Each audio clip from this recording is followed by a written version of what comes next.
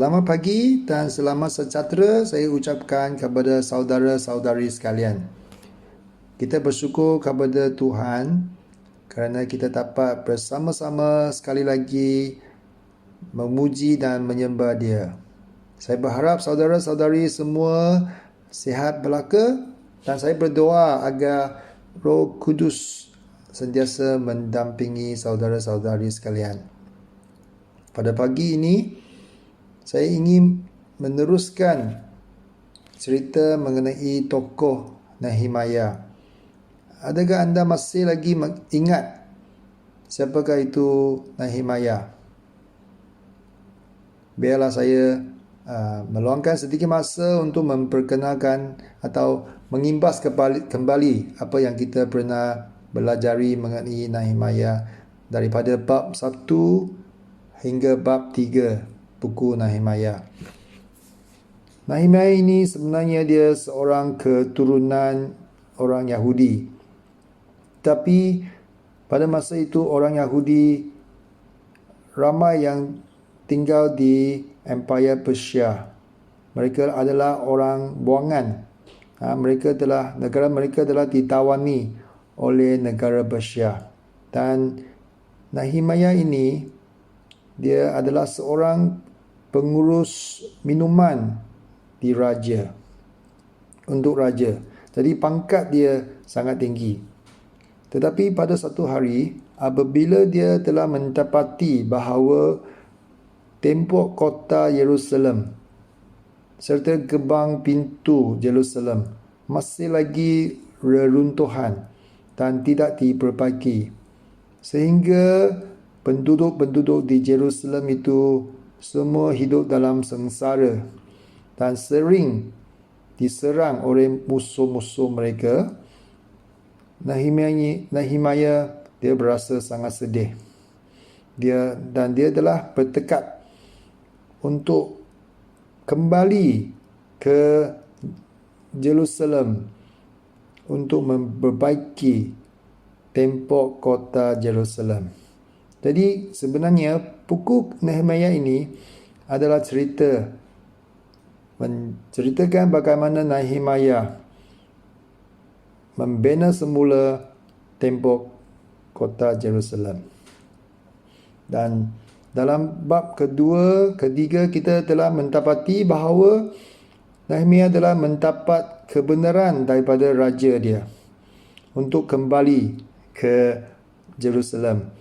Dan dalam bab 3, kita pun telah mendapati bahawa orang-orang penduduk-penduduk di Jerusalem, mereka terus bangkit dan bekerja sama dan memulakan projek membina semula tembok Jerusalem.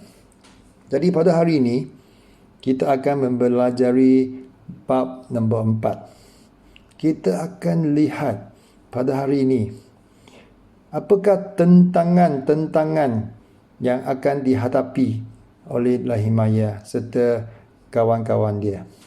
Dan kita juga akan lihat bagaimana Nehemiah telah mengatasi masalah-masalah serta tentangan-tentangan yang dihadapinya. Okey? So, hari ini mari sekarang kita membuka Alkitab, buku Nehemiah, bab nombor 4. Saya akan membaca untuk saudara-saudari sekalian. Anda boleh membaca bersama-sama dengan melihat PowerPoint di dalam skrin anda. Okey. Buku Nehemiah, bab nombor 4, ayat nombor 1. Apabila Sanballat mendengar bahawa kami orang Yahudi sudah mula memperbaiki tembok kota, dia sangat marah dan mula menggolok-golok kami di hadapan sahabat-sahabatnya dan pasukan tentera Samaria. Dia berkata, "Apakah yang sedang dilakukan oleh orang Yahudi yang celaka ini? Adakah mereka berniat untuk membina semula kota ini? Adakah mereka berfikir bahawa dengan mempersembahkan korban, mereka akan menyelesaikan pekerjaan itu dalam sehari? Dapatkah mereka membuat batu binaan daripada tumpukan sampah yang sudah hangus? Tobia yang berdiri di samping Sanballat juga berkata, tembok semacam apakah yang dapat dibina mereka? Anjing hutan pun dapat merobohkannya. Kemudian aku berdoa, Ya Allah, dengarlah bagaimana mereka menghina kami. Biarlah penghinaan itu menimpa diri mereka sendiri. Biarlah segala harta mereka dirampas dan biarlah mereka dibawa ke negeri orang sebagai orang tawanan. Jangan ampunkan kejahatan mereka dan jangan lupakan dosa mereka, kerana mereka sudah menghina kami yang sedang membina tembok ini. Ayat ke-6. Oleh itu, kami terus memperbaiki tembok. Tidak lama kemudian, tembok itu selesai diperbaiki sehingga setengah daripada tingginya, kerana rakyat bekerja dengan penuh semangat.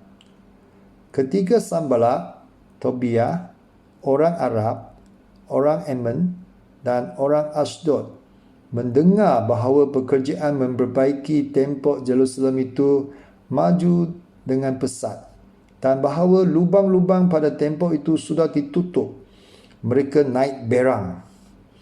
Oleh itu, mereka semua bermuslihat hendak menyerang Jerusalem dan menimbulkan kekacauan.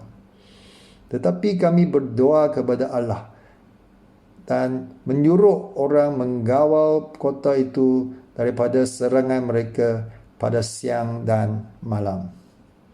Ayat ke-10. Kemudian orang Yehuda mula menyanyikan nyanyian berikut. Kami lemah kerana memikul beban, sedangkan sampah masih bertimpun-timpun. Kami tidak berdaya membina tembok hari ini. Musuh kami berfikir bahawa kami tidak akan nampak mereka atau mengetahui hal yang berlaku sehingga saatnya mereka sudah menyerang kami dan membunuh kami serta menghentikan pekerjaan kami. Tetapi berkali-kali orang Yahudi yang tinggal berhampiran dengan musuh kami datang memberitahu kami akan rancangan musuh itu terhadap kami. Oleh itu, aku melengkapi rakyat dengan pedang, tompak dan panah. Aku menempatkan mereka menurut puak masing-masing di belakang tembok, iaitu di tempat-tempat yang belum diperbaiki. Apabila aku nampak bahawa rakyat gelisah, aku berkata kepada mereka, para pemimpin dan pegawai mereka, jangan takut akan musuh. Ingatlah betapa besar dan hebatnya Tuhan kita, dan berjuanglah untuk saudara-saudara kamu, anak isteri kamu, dan rumah-rumah kamu. Musuh kami mendengar bahawa muslihat mereka sudah kami ketahui. Oleh itu, mereka sedar bahawa Allah sudah menggagalkan rancangan mereka. Kemudian kami semua kembali bekerja memperbaiki tembok itu. Ayat ke-16. Sejak itu, setengah daripada anak buahku bekerja dan setengah lagi berkawal dengan berpakaian baju berang, lengkap dengan tompak, perisai dan panah. Para pemimpin kami memberikan sokongan penuh kepada mereka yang memperbaiki tembok itu. Bahkan mereka yang mengangkat bahan binaan pun bekerja dengan satu tangan dan membawa senjata dengan tangan sebelah. Tiap-tiap orang yang bekerja dalam pembinaan membawa sebilah pedang yang terikat pada pinggangnya. Orang yang bertugas meniup trompet sebagai tanda bahaya sentiasa di sampingku. Aku berkata kepada rakyat, para pegawai dan pemimpin mereka, pekerjaan ini meliputi jarak yang luas, sehingga kita terpencar-pencar di sepanjang tembok ini, seorang jauh daripada yang lain. Oleh itu, jika kamu mendengar bunyi trompet, segeralah berkumpul di sekelilingku. Allah kita akan berperang untuk kita. Demikianlah kami bekerja tiap-tiap hari, mulai dari subuh sehingga bintang-bintang kelihatan di langit. Setengah daripada rakyat bekerja memperbaiki tembok dan setengah lagi berkawal dengan membawa tombak. Selama masa itu, aku menyuruh semua pengawas dan semua pembantu mereka bermalam di Yerusalem, supaya kami dapat mengawal kota pada malam hari dan bekerja pada siang hari. Aku tidak menanggalkan pakaianku walaupun pada waktu malam, dan demikian juga teman-temanku, anak buahku dan para pengawal peribadiku. Kami semua sentiasa dalam keadaan siap sedia dengan memegang senjata kami. Okey, kalau kita bandingkan bab 4 dengan bab 3, kita akan nampak satu perbezaan yang begitu ketara sekali.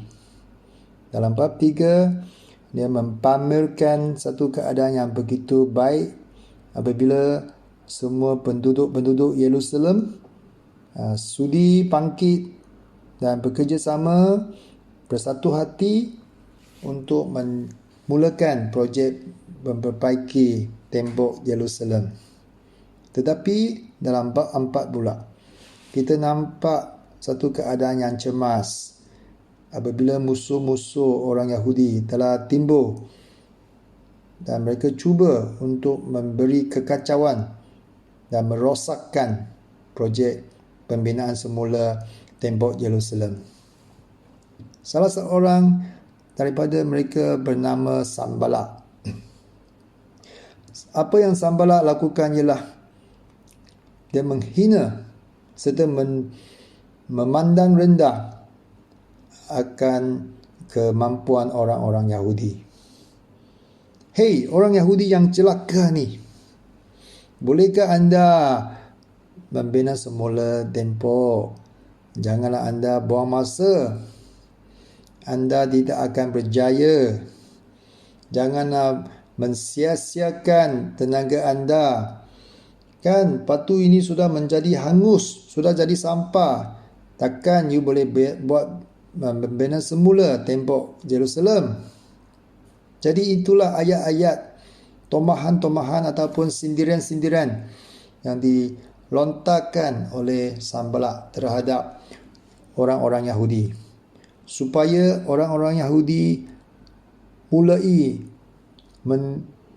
menimbulkan kesangsian ataupun keraguan terhadap diri mereka sendiri. Kita selalu dalam kehidupan kita juga menghadapi masalah yang sama juga. Kita ada dengar, kadang-kadang kita dengar ayat-ayat daripada kawan-kawan kita di sekeliling kita. Malah kita juga ada dengar suara-suara sebegini di dalam hati kita. Kita kadang-kadang meragui akan kemampuan kita. Saya tidak berbelajaran tinggi, jadi saya tidak akan berjaya. Ini satu pelayanan yang baru. Saya tidak ada pengalaman yang baik, jadi saya tidak dapat menyertai ataupun menjayakan projek ini. Jadi ada banyak-banyak suara yang meragukan akan kemampuan diri kita sendiri. Jadi tidak hairanlah kenapa Yesus telah menyifatkan iblis ini sebagai pencuri.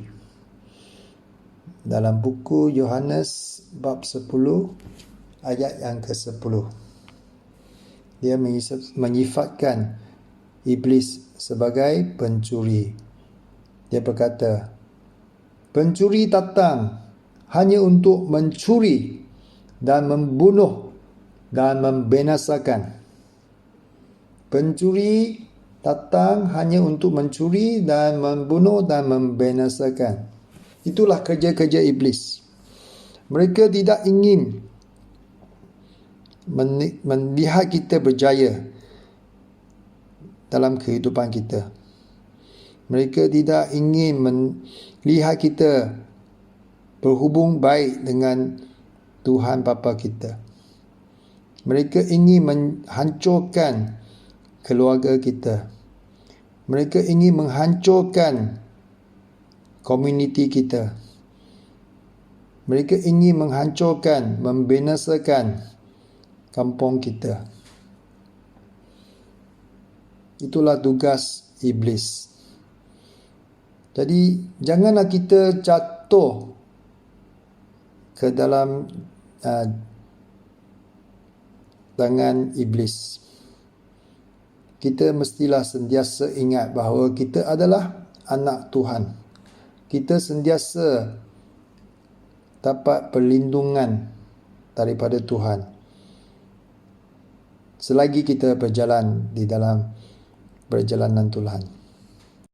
Pada masa yang sama, seorang lagi kawan Sanballat yang bernama Tobia turut mengejek-ejekkan orang Yahudi. Dia berkata, wahai orang Yahudi, mungkin anda berjaya membina semula tembok Yerusalem. Tetapi, adakah pembinaan itu cukup kukuh? Ataupun, adakah dia akan kekal lama? Bagi saya, mungkin seekor anjing hutan pun boleh meruntuhkannya. Hahaha. Jadi, penghinaan ini memang bertujuan untuk melemahkan keyakinan kita serta merendahkan semangat kita. Kalau kita tengok dalam ayat yang ke-14 dan yang ke-16, kita nampak bagaimana Nehemiah dalam mengumpulkan penduduk-penduduk Jerusalem dan memberi semangat yang baru kepada mereka. Dan yang paling penting, Nehemiah dalam memberitahu mereka bahawa bukanlah mereka yang berjuangan, tetapi Tuhan yang berjuang untuk kita semua. Jadi, hendaklah selalu mengingati bahawa dalam apa pelayanan yang kita lakukan, kita serahkan kepada Tuhan. Kita melakukan apa yang terbaik, tetapi kita serahkan dan kita selalu mesti mau ingat bahawa perjuangan itu adalah untuk Tuhan dan Tuhan sendiri yang akan perjuangkan untuk kita. Jadi kita tidaklah perlu selalu bimbang akan pelayanan kita itu semua. Usaha kita itu Tuhan akan memberkati. Saudara-saudari sekalian, kita sudah melihat bagaimana musuh menggunakan berbagai cara untuk meremahkan serta menghancurkan rancangan kita yang baik. Mula-mula mereka akan menghina, menimbulkan kesangsian terhadap diri kita sendiri serta melemahkan keyakinan kita. Dan apabila cara-cara secara psikologi ini tidak berjaya menghancurkan rancangan kita, mereka akan menggunakan cara yang lebih keras lagi. Mereka akan menggunakan cara fizikal, iaitu untuk mencederakan kita. Ini berlaku kepada orang-orang Yahudi. Pada ayat yang ke-7, kita baca di sini bahawa ketika Sanballat, Tobia, orang Arab, orang Ammon dan orang Ashdod mendengar bahawa pekerjaan memperbaiki tembok Yerusalem itu maju dengan pesat dan bahawa lubang-lubang pada tembok itu sudah ditutup, mereka naik berang. Wow, sekarang mereka sudah sangat-sangat marah ni. Jadi, mereka yang mempunyai pasukan tentera Samaria itu hendak menyerang orang-orang Yahudi. begitulah mereka cemburu. Musuh-musuh kita cemburu akan kejayaan kita. Jadi sekarang mereka hendak menyerang orang-orang Yahudi. Apabila Nehemiah sudah mengetahui rancangan mereka itu, Nehemiah telah adakan satu rancangan yang lebih rapi serta berjaga-jaga untuk menghadapi segala ancaman yang dilontarkan kepada orang-orang Yahudi.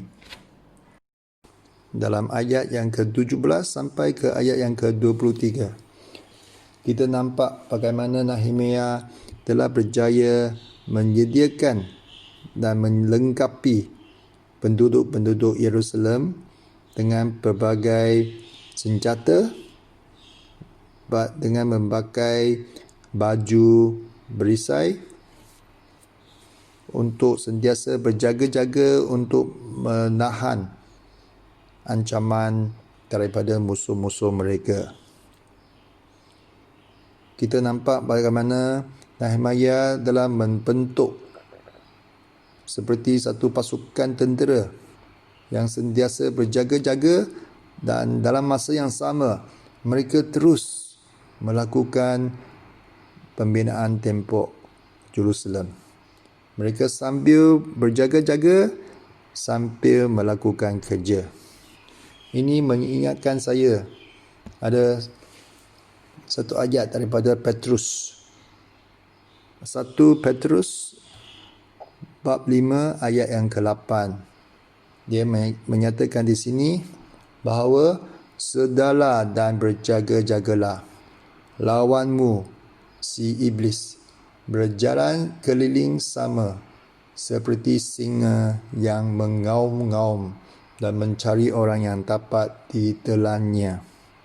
Begitulah iblis selalu di sekeliling kita untuk mencari peluang untuk makan mangsanya yang tidak berjaga-jaga. Ini memang satu hakikat yang betul. Kita sentiasa kena sedar bahawa iblis ini tidak akan melepaskan satu peluang untuk memakan mangsanya. Kita sentiasa kenalah berdoa serta berjaga-jaga dengan segala perisai ataupun senjata yang kita ada. Dalam buku Efesius bab 6 ayat yang ke-11, di sini dia berkata, pakailah seluruh perlengkapan senjata daripada Allah, supaya kamu dapat mempertahankan diri daripada muslihat iblis yang jahat.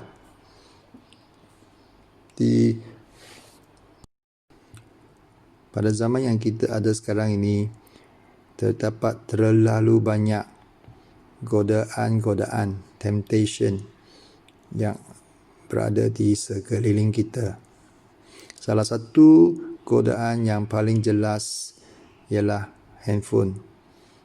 Dengan teknologi 4G, kita dapat melayari ke mana-mana website dengan handphone kita. Kita dapat melayari dengan satu klik sahaja ke website yang kita sukai. Tetapi haruslah kita faham bahawa di dalam website ini selalunya mengandungi banyak unsur-unsur yang tidak baik, seperti unsur-unsur keganasan, unsur-unsur kebencian, unsur-unsur seks, unsur-unsur percutian, serta ada banyak permainan-permainan yang tidak dapat kita lepasi selepas kita cuba.